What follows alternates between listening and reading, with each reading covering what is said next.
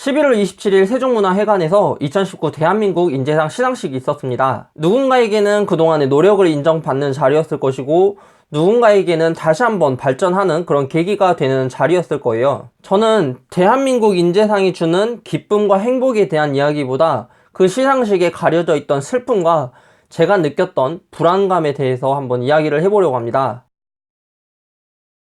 저는 역사 분야에서 사회기여 활동과 꾸준한 도전을 통한 성과로 이번 상을 받게 되었습니다. 이번 수상자들을 보면 장애나 어떤 어려운 유년 시절과 같은 그런 불우한 환경을 이겨낸 사람들이 많이 보였고, 특히 융합형 인재가 많았습니다. 실제로 면접을 봤을 때도 삶에서 가장 어려운 일이 무엇이었는지 물어보기도 했고, 스스로가 융합형 인재에 부합하다고 생각하는지도 물어봤습니다. 수상자들은 영역을 넘나들면서 자신이 갖고 있는 능력과 기술로 사회 문제를 해결하거나 해결하기 위해 노력한 사람들이 많았습니다. 그런 점에서 저는 역사 분야에서 나름대로 열심히 탐구했고 결과물을 내보였고, 역사라는 학문을 콘텐츠로 승화시켜 사람들에게 알리는 일을 했는데, 이번에 상을 받은 것이 그런 인재상에 부합했기 때문이 아닐까 생각합니다. 하지만 저는 단지 이전 세대의 업을 이어받았을 뿐입니다. 제가 활동하기 이전부터 이 일을 지속적으로 해온 사람들이 정말 많이 있어요. 그 사람들은 콘텐츠 생산을 통한 역사의 대중화가 아니라 투쟁을 통한 사회와의 소통이라는 나름의 방식으로 역사를 지키려고 노력했어요. 그분들이 이 상을 받아야 마땅하다고 저는 생각합니다. 그리고 저는 제 스스로가 노력해서가 아니라 광주가 저를 만들었다고 생각합니다. 호남에는 역사 문화 자원이 무수히 넘치고 그 중심에는 광주가 있습니다. 또 광주는 문화 수도를 자처하면서 문화 콘텐츠 산업을 육성하는 노력을 정말 많이 하고 있어요. 아무리 제가 열정이 넘치더라도 이 지역에 그런 소재가 없거나 저의 열정을 뒷받침할 수 있는 그런 제도가 없었다면 저는 이 상을 받을 수 없었을 것입니다. 다시 말해서 제가 대한민국 인재상을 받은 것은 광주가 받은 것과 마찬가지입니다. 저는 이번 수상한 일에 대해서 절대 기뻐하지 않고 만족하지 않을 거예요. 아직도 사회에는 슬프고 아프고 힘들고 어려운 사람들 정말 많이 있어요. 저는 지금까지 그래왔듯이 그 사람들이 지구상에서 사라질 때까지 행복해하지 않겠습니다. 기쁨에게 슬픔을 주겠습니다. 저는 제가 받은 것을 앞으로 이 사회에 다시 돌려주기 위해 무엇을 할 수 있을지 죽을 때까지 고민하겠습니다.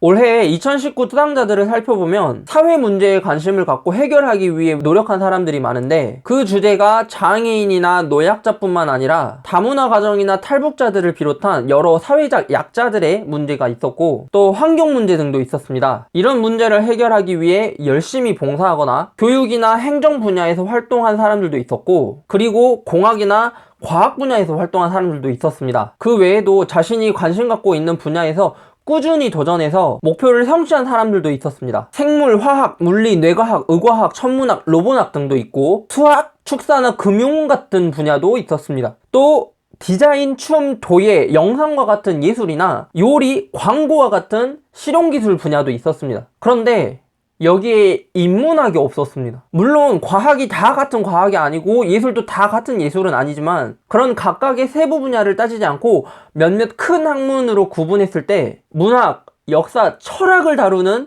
인문학 분야에서 활동한 수상자는 많이 없었습니다. 그나마 찾아낸 것은 문학상을 다수 수상한 청년과 인문학을 포함하여 다방면으로 활동한 고등학생이었습니다. 하지만 이 고등학생의 경력 중에 인문학 분야에서 보였던 실질적 결과물도 세계 철학 올림피아드 국가대표로 선발된 것이었고, 결국 진학도 화학과 물리였습니다. 왜 없었을까요?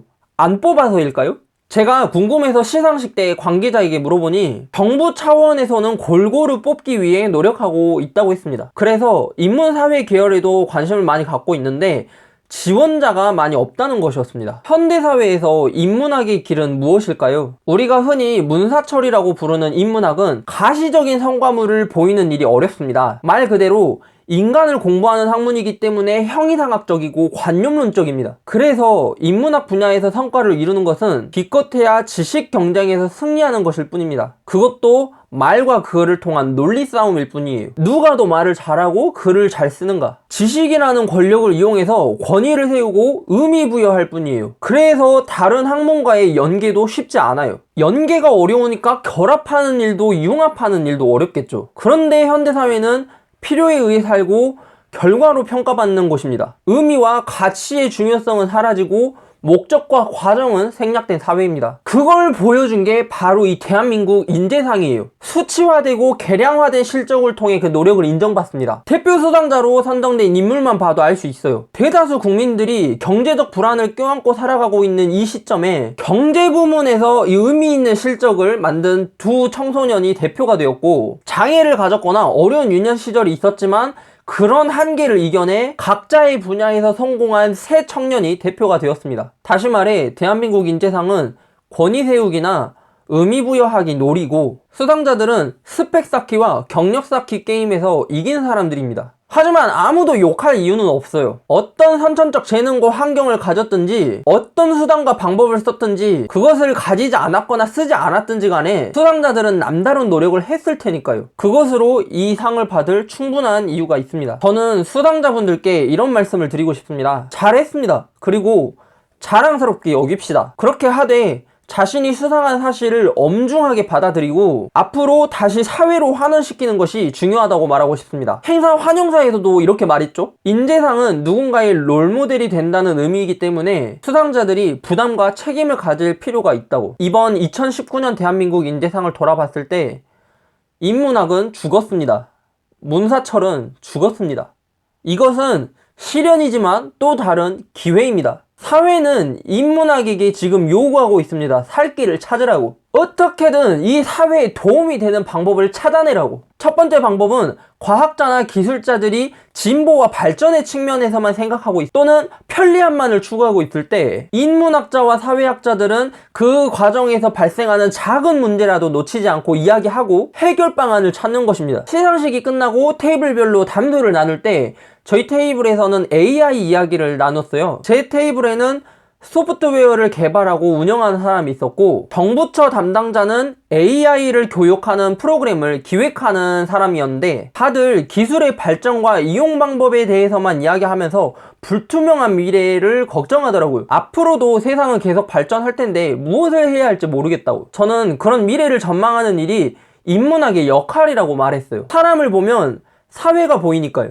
결론은 각자 자기 분야에서 잘 해야 한다는 것입니다. 이런 AI 문제도 서로가 조화롭게 잘 운용될 수 있게 그렇게 균형을 지켜나가야겠죠. 두 번째로, 우리나라 역사는 꽤 길어요. 기록도 잘 보존된 편이에요. 그 이야기 하나하나를 소재로 활용하면 정말 많은 콘텐츠를 생산할 수 있어요. 또 지금 우리 시대는 다양성에 대해서 이야기를 하고 있어요. 자유를 추정하고 민주화 인권을 논의하고 있는 시대예요. 그 논의를 바로 역사에서 시작하는 거예요. 각자가 무엇을 중요하게 생각하는지 서로 이야기하고 소통될 때 비로소 의미와 가치, 존중과 배려가 나타날 거예요. 그것이 곧 미래를 대하는 현대인들의 자세라고 생각합니다. 앞으로 대한민국 인재상 수상자 중에 인문학 분야에서 얼마나 많은 인재들이 나타날지 정말 궁금해요. 지금의 사회는 사람들을 밀어내고 있고 현대인들은 현실에만 집중하고 있어요. 그럴수록 과거는 멀어지고 미래는 불투명할 거예요. 많은 사람들이 역사에 조금만 더 관심을 가져주었으면 좋겠습니다.